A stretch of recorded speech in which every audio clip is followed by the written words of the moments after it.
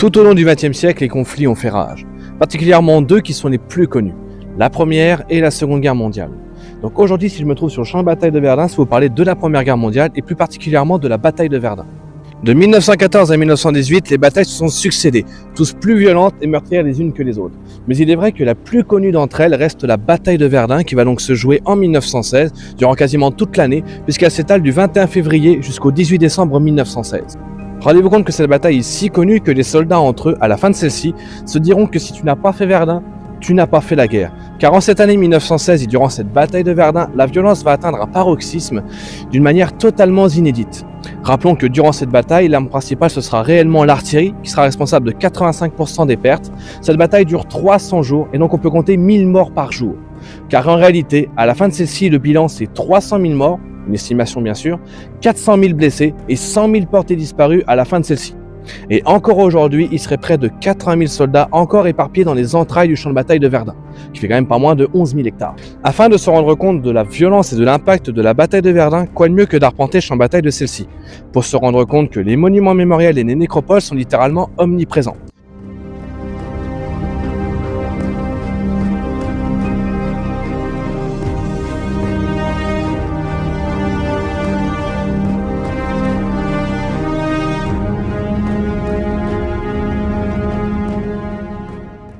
À titre d'exemple, en ce moment même, je me trouve en contrebas de l'ossuaire de Douaumont qui recueille en sa crypte les restes sous forme d'ossements d'une estimation d'environ 130 000 soldats. Je me trouve plus particulièrement dans la nécropole nationale de Fleury ou de Douaumont où sont recueillis les restes de plus de 16 000 soldats français. Dites-vous bien que si là ça vous paraît énorme, ce n'est qu'une simple petite fraction de tous les morts au combat français. Car à la fin de la bataille de Verdun, les calculs établissent la perte de 163 000 soldats français et 143 000 soldats allemands tués au combat.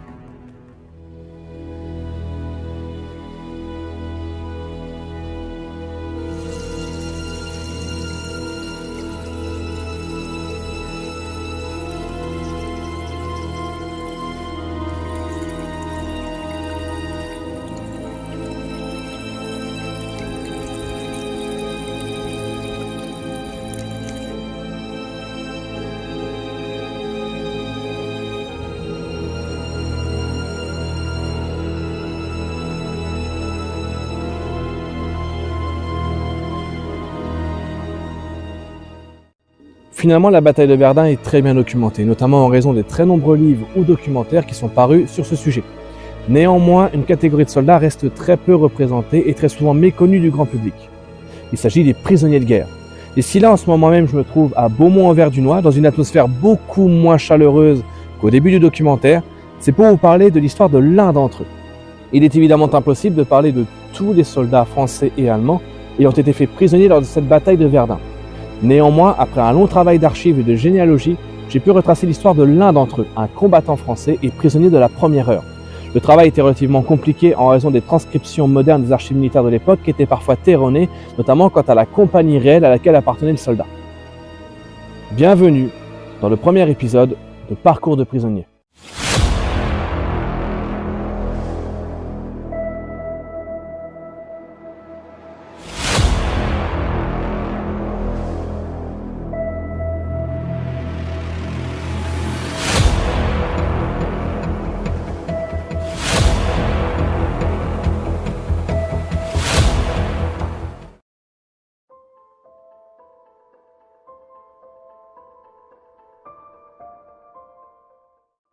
L'Angler Arthur Jérôme Joseph est né le jeudi 12 décembre 1889 à Steenbeek dans le département du Nord.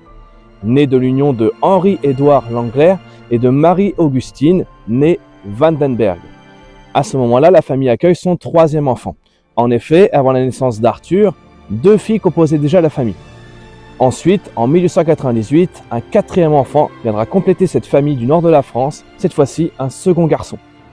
En 1909, à ses 20 ans, L'Anglert Arthur doit effectuer un service militaire obligatoire de 2 ans comme chaque homme à ce moment-là. Issu donc de la classe 1909, il est appelé par le bureau de recrutement de Dunkerque et portera dès lors le numéro de matricule 557. Il est ensuite enrôlé au 208e régiment d'infanterie. Nous sommes alors en 1911 et L'Anglert Arthur vient d'achever son service militaire obligatoire de 2 ans. Peu de temps avant le déclenchement de la Première Guerre mondiale, il s'était marié. En effet, Le 29 juillet 1914, il se marie avec Ida Olive Émilie Buret à Hasbrouck dans le département du Nord. Mais très vite, dès le 2 août 1914, la mobilisation générale est mise en vigueur. Langlert Arthur est évidemment à nouveau appelé. Cette fois-ci non pas pour un service militaire, mais pour défendre son pays, aller à la guerre. Toujours enrôlé au sein du 208e régiment d'infanterie, il part dès le lendemain pour les combats. Langlert Arthur vient donc de laisser derrière lui sa femme avec qui il s'était marié très récemment, ses frères et sœurs, ses 2 parents ainsi que sa terre natale du Nord. Le 208e régiment d'infanterie est ensuite déployé sur le secteur de la Wavre. Mais en octobre 1915, il est positionné en tant que force de réserve pour les régiments, bataillons et divisions déployés en première ligne devant Verdun. Mais en ce début d'année 1916, en plus d'être une réserve de corps d'armée, le 208e régiment d'infanterie participera lui aussi aux furieux combats des premiers jours de la bataille de Verdun, notamment sur le secteur de Beaumont-en-Verdunois, un ancien village détruit suite au combat de la bataille de Verdun, là où je me trouve actuellement. Néanmoins, nous devons maintenant donner un contexte à la capture de notre héros. Pour donner ce contexte, nous devons nous diriger un peu plus au nord de Beaumont, au niveau du Bois des Corps. Car en effet, si ce nom de Beaumont-en-Verdunois résonne chez pas mal d'entre vous, c'est en raison de l'histoire d'un autre homme, celle d'un officier français peut-être même le plus connu de la bataille de Verdun.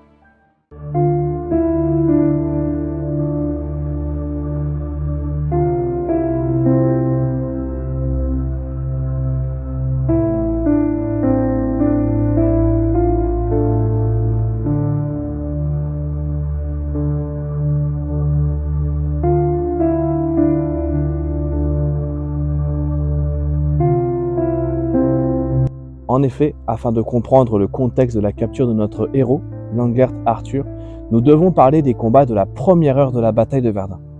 Nous devons également parler de l'histoire d'un homme et de ces hommes positionnés ici au Bois des Corps, qui seront les premiers à subir le choc allemand.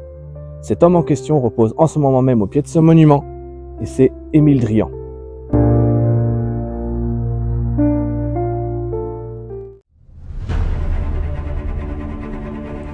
Émile Drian est l'un des officiers les plus connus de la bataille de Verdun, bien que son expérience de celle-ci sera malheureusement très courte. À ses 20 ans, en 1875, il intègre la prestigieuse école de Saint-Cyr. Il en sortira 4e de sa promotion et choisit l'infanterie. 2 ans plus tard, il est donc affecté au 54e régiment d'infanterie en qualité de sous-lieutenant. Après une longue carrière militaire, en 1906, il démissionne, afin de se lancer dans une carrière politique et d'écriture. Il écrira beaucoup de romans sur le thème militaire sous le nom de d'Henri, anagramme de son nom, afin d'éviter toute censure. Bien qu'il soit âgé de 59 ans au début de la guerre, il décide de revenir sous les drapeaux. Le 14 août 1914, il est à la tête des 56 et 59e bataillons de chasseurs à pied en qualité de lieutenant-colonel. Il est ensuite envoyé sur le secteur de Verdun par le ministre de la Guerre, Adolphe Messigny. À l'automne 1915, il occupe donc un poste au Bois des Corps. C'est un officier qui est très respecté et très apprécié de ses hommes. Le quotidien de vie et le confort des troupes est un enjeu majeur pour Drian. Très vite, à l'automne 1915, il se rend compte des préparatifs allemands dans les bois alentours au nord du Bois des Corps. Il décide d'en informer l'état-major du général Joffre à Paris. Malheureusement, il n'est que très peu écouté. Joffre est omnibulé par une chose, l'offensive sur la Somme. Finalement, il faudra attendre janvier 1916 pour que l'état-major français comprenne que la situation est plus qu'alarmante. Les préparatifs allemands continuent, les alertes sont de plus en plus nombreuses et tout le monde comprend qu'une grande offensive risque d'avoir lieu sur le secteur de Verdun. Le général Castelnau procède donc à une inspection des positions françaises au nord de Verdun et décide d'en consolider les défenses. L'attaque allemande était prévue pour le 12 février 1916, mais en raison du mauvais temps, elle est repoussée. Cela fera gagner un petit peu de temps aux soldats français pour préparer leur défense, mais malheureusement, c'est trop tard. Le 21 février 1916, Drian sait que l'heure de l'attaque allemande approche. Il confie alors son alliance à son secrétaire en cas de décès pour la remettre à la femme Drian. Drian monte ensuite au Bois des Corps à cheval et arrive à 6h45. Dans moins d'une heure, les canons allemands vont ouvrir leur feu sur le Bois des Corps et sur les positions françaises au nord de Verdun, avec une intensité alors jamais vue. Les portes de l'enfer s'apprêtent à s'ouvrir devant Verdun.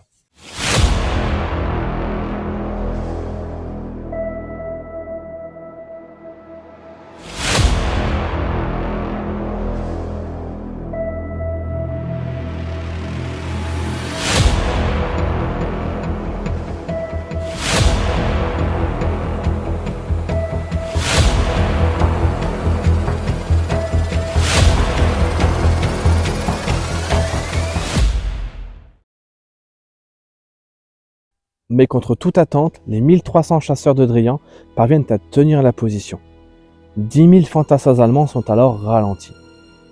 Néanmoins, au 22 février 1916, Émile Drian comprend que la défense du Bois des Corps à long terme est inenvisageable.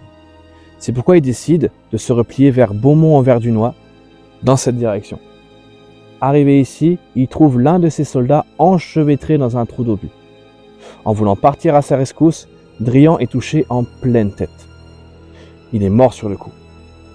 Mais là où ces hommes auraient pu fuir le combat pour se diriger vers Beaumont-en-Verdunois, tous les chasseurs restants se rassemblent autour du cadavre de Drian comme pour le préserver et le protéger de l'envahisseur allemand. Au soir du 22 février 1916, la lutte a été acharnée. Mais sur les 1300 chasseurs d'Émile Drian, il ne reste plus que 94 survivants. C'est pour cette raison que Beaumont-en-Verdunois est indissociable de l'histoire d'Émile Drian et de ses hommes positionnés au Bois des Corps. En effet, après ce sacrifice ultime, Drian et ses hommes sont vus comme étant les premières sentinelles devant Verdun, les martyrs de la première heure.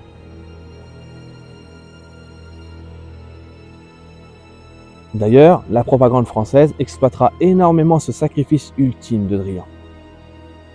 Mais malheureusement pour les Français, toutes leurs poches de résistance finissent par tomber les unes après les autres. Le front français craque. Et c'est dans ce contexte que Langlert Arthur et son régiment, le 208e Héry, montent en ligne pour protéger les environs de Beaumont-en-Verdunois, mais surtout la côte 317. En 1914, le 208e régiment d'infanterie est caserné à Saint-Omer. Il appartient alors à la 102e brigade de la 51e division d'infanterie de la première région. Il est incorporé au 4e groupe de réserve, donc il est, de ce fait, une réserve de corps d'armée. Le régiment est alors commandé par le lieutenant-colonel Gustave Pouec, qui malheureusement décédera le 25 février 1916, tué à Douaumont.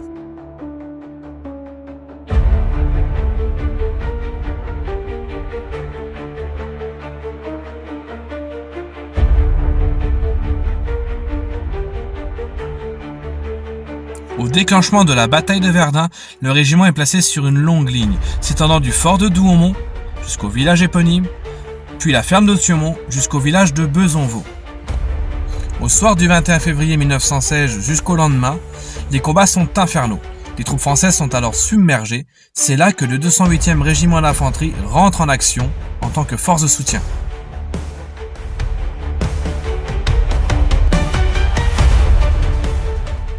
Nous sommes le 22 février 1916 et Langlert Arthur, de la 18e compagnie du 208e régiment d'infanterie, occupe avec ses camarades des positions à l'ouest du Bois des Fosses. Mais le lendemain, sa compagnie doit soutenir la 17e compagnie qui se trouve à la côte 317 au sud-ouest de Beaumont à la lisière nord du Bois des Fosses.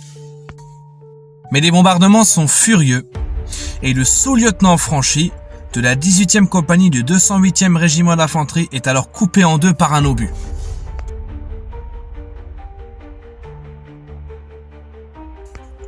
Mais dans l'après-midi de ce 23 février 1916, les hommes des 17e et 18e compagnies du 208e régiment d'infanterie viennent d'apprendre que les Allemands sont arrivés à Beaumont et que des combats ont lieu en vue de prendre ce village. La côte 317 est alors attaquée par l'est. La 18e compagnie du 208e régiment d'infanterie se retrouve débordée et c'est dans ce contexte que Langlert Arthur sera fait prisonnier lors de furieux combats. La 18e compagnie se retrouve alors toute seule pour tenir et défendre la position.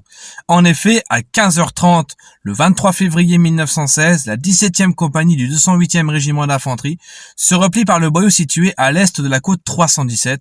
Leurs munitions sont totalement épuisées. La compagnie se retire au sud-ouest de Beaumont-en-Verdunois et est mise à disposition d'un chef de bataillon du 273e régiment d'infanterie qui lui donne des munitions et un élément de tranchée à tenir. Mais le 25 février 1916, l'avancée allemande a été fulgurante. En effet, ils se sont déjà emparés du village de Bezonvaux, donc de la côte 317 également, du village de Beaumont et du village d'Orne. Et très vite, ils arrivent à proximité du village de Douaumont.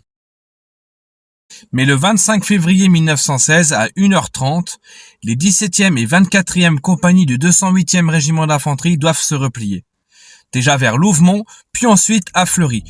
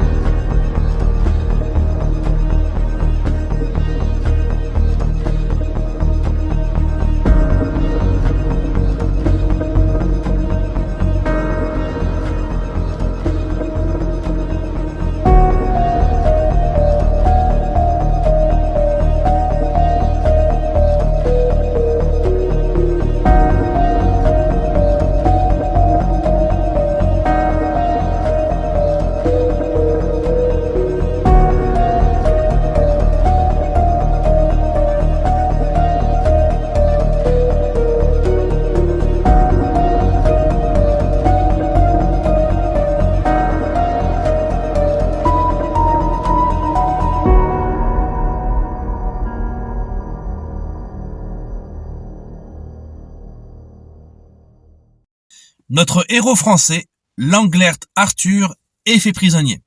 Il s'apprête maintenant à être transféré en Pologne au camp de Żagań. Pour lui, la bataille de Verdun est terminée. Mais parlons maintenant du camp de Żagań, déjà célèbre à son époque et qui sera même réutilisé à la Seconde Guerre mondiale.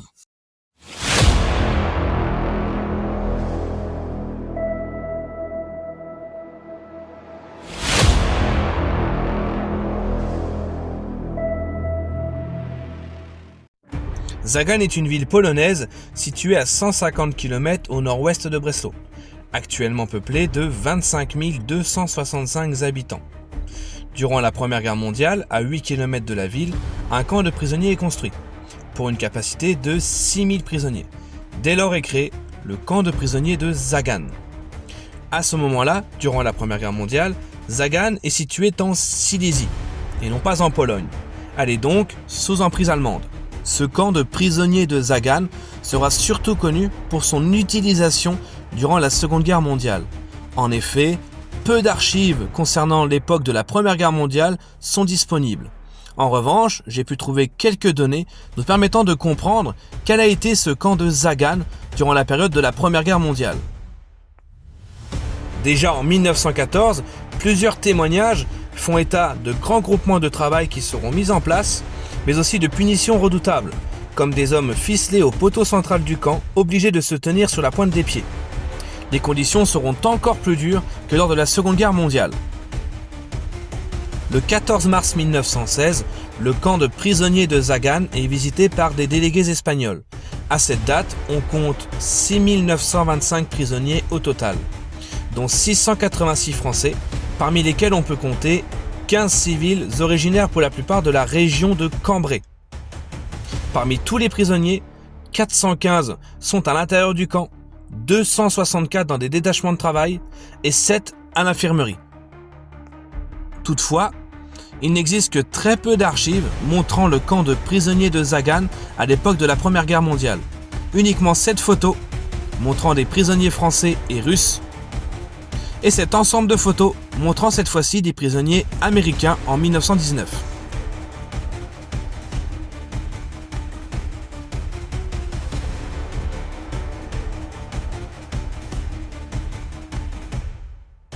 En effet, si le camp de prisonniers de Żagań est largement connu, c'est en raison de son utilisation durant la Seconde Guerre mondiale.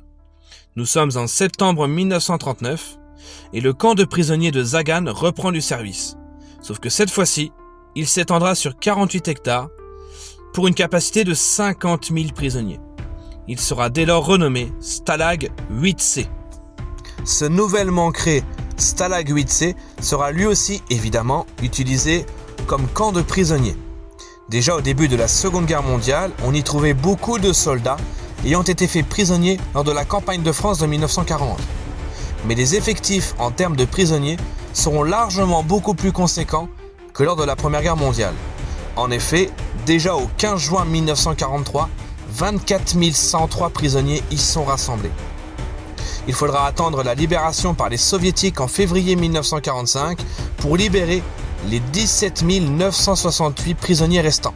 Ce camp de prisonniers était surtout utilisé en tant que camp de travail.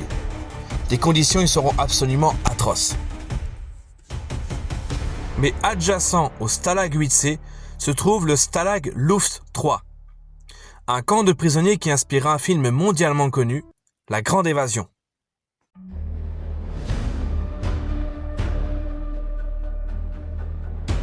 En effet, l'intrigue de ce film légendaire de John Sturges, sorti en 1963, montrant à l'affiche le célèbre Steve McQueen, prend littéralement son inspiration d'un événement réel s'étant déroulé au Stalag Luft 3 en 1944. En effet, au printemps 1943, le prisonnier Roger Beuchel met en place le Comité X, un comité secret qui vise à une chose, préparer une grande évasion au Stalag Luft 3. Roger Beuchel n'en est pas à son coup d'essai. En effet, il s'est déjà évadé 2 fois. En ce 24 mars 1944, ce sera sa 3e évasion. À plusieurs, les prisonniers creusent un tunnel de 111 mètres de long à une profondeur de 10 mètres, qui portera dès lors le nom de Tunnel Harry. En ce 24 mars 1944, 76 pilotes parviennent à s'évader du Stalag Luft 3. Mais malheureusement pour nos heureux évadés, la liberté sera très courte. Dès le 29 mars 1944, Roger Beuchel et le pilote français Bernhard Schnedauer, un sous-lieutenant et pilote de la Royal Air Force, sont retrouvés à la gare de Saarbrück. Ils seront alors exécutés. Sur les 76 pilotes s'étant évadés le 24 mars 1944, 73 seront retrouvés. Seulement 2 Norvégiens et 1 Hollandais parviendront à échapper aux Allemands. Sur ordre personnel d'Hitler, 50 de ces prisonniers ayant été retrouvés seront exécutés par balle. L'histoire du Stalag Luft 3 et celle de son camp adjacent, le Stalag 8C, est très bien documentée. Nous pourrions passer littéralement des heures à la raconter, tant elle est riche d'anecdotes, de témoignages, d'historiques et d'archives. Néanmoins, il ne s'agit pas de l'intrigue principale de ce documentaire. Si le sujet vous intéresse, je vous invite maintenant à faire vos propres recherches. Un musée d'ailleurs a été fondé sur l'emplacement même du Stalag Luft 3. Ainsi, revenons à l'histoire de Langlert Arthur, notre héros français, qui était passé par le Stalag 8C quand il n'était encore que le simple camp de prisonniers de Sagan lors de la Première Guerre mondiale. Qu'est-il arrivé à notre héros? Quel fut son destin? C'est ce que vous allez maintenant découvrir.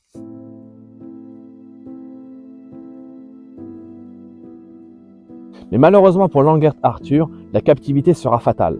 En effet, le 18 décembre 1918, il meurt au poste de secours du camp de prisonniers de Sagan, en actuelle Pologne, appelée à l'époque Silésie. Il laisse donc derrière lui sa femme avec qui s'était marié juste avant le déclenchement de la Première Guerre mondiale, ses 2 parents et sa terre natale du Nord.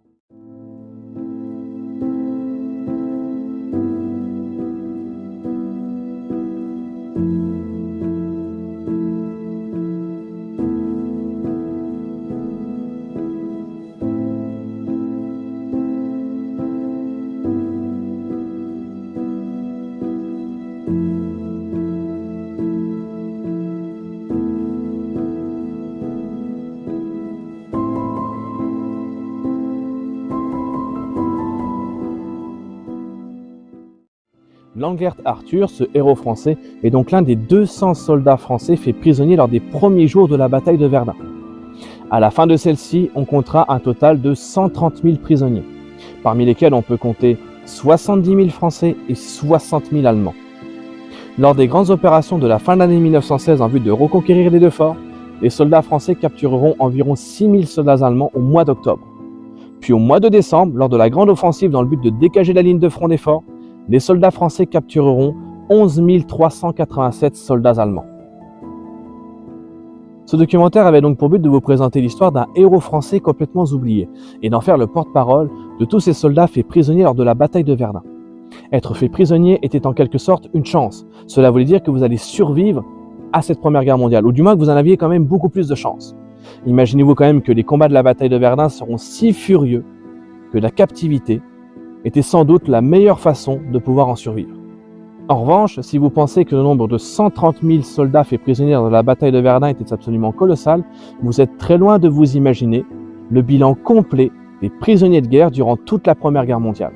Faisons maintenant une conclusion de tous les prisonniers de guerre par nation.